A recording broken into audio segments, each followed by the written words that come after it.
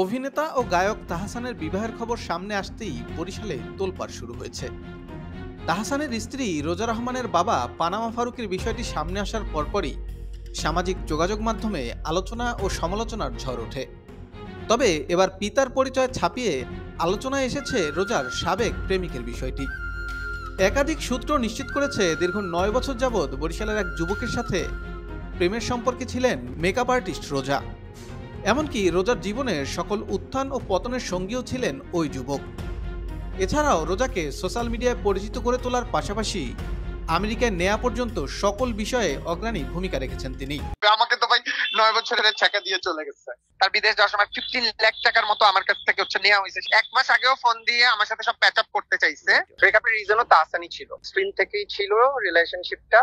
আর যেটা হয়েছে আমি আসলে গতকাল পর্যন্ত জানতাম না। গত 3 মাস মধ্যে আমাদের মধ্যে ব্রেকআপ হয়েছে, বাট তারা যখন দেখতেছি বিভিন্ন নিউজ পোর্টালে বলতেছে যে 1 বছর ধরে তাদের সম্পর্ক আগাচ্ছে।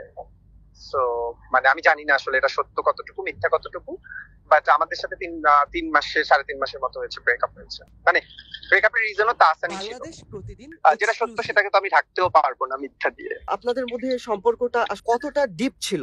9 বছর যদি আপনি যে কারোর সাথে থাকেন, হ্যাঁ, এটা তো আসলে খুব বলা বাহুল্য যে কেমন, এটা তো আসলে বলা যায় না যে কেমন ডিপ ছিল না ছিল। 9 বছর আপনি একসাথে যদি একটা মানুষের, আর আমাদের চাইল্ডহুড প্রেম ছিল।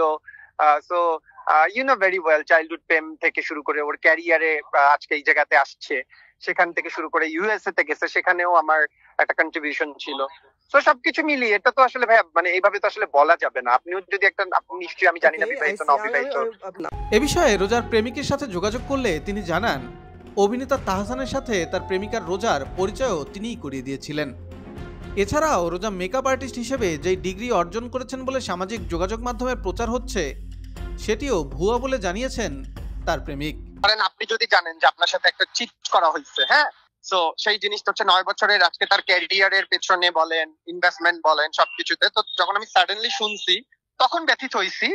2 মাস আগে তারা অনেক জায়গায় প্রথম আলোতে দেখলাম 1 বছরের নাকি রিলেশনশিপ, বাট আমি কনফার্ম দিতে পারি এটা ফেক, কারণ I have all prove and everything যে আমাদের মধ্যে 4 মাস শুধু ব্রেকআপ হয়েছে। আপনি ম্যারিড কি? না ভাই, আমি ম্যারিড হবো কিভাবে? আমাকে তো ভাই 9 বছরের টাকা দিয়ে চলে গেছে।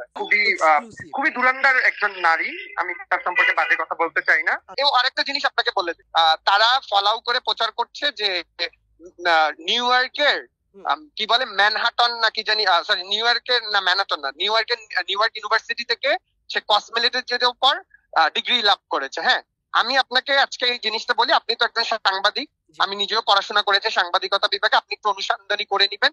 নিউ ইয়র্কে ইউনিভার্সিটি একটা আছে, কিন্তু এই রিলেটেড কোনো সাবজেক্ট নাই, আর সে কিন্তু ইন্টার পাস মানে এইচএসসি পরীক্ষা দিছে।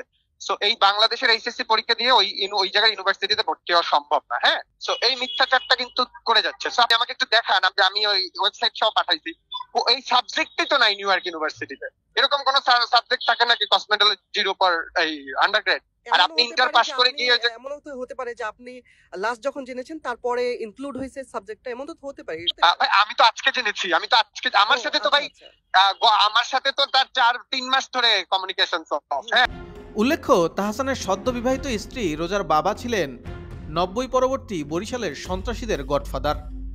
ওই সময়ে বরিশালে পানামা গ্রুপ নামে একটি শীর্ষ সন্ত্রাসী গ্রুপের লিডার ছিলেন তিনি। তার বিরুদ্ধে বিভিন্ন হত্যা ও গুমের অভিযোগ রয়েছে। 2014 সালে র্যাবের সাথে কথিত এক বন্দুকযুদ্ধে নিহত হন তিনি।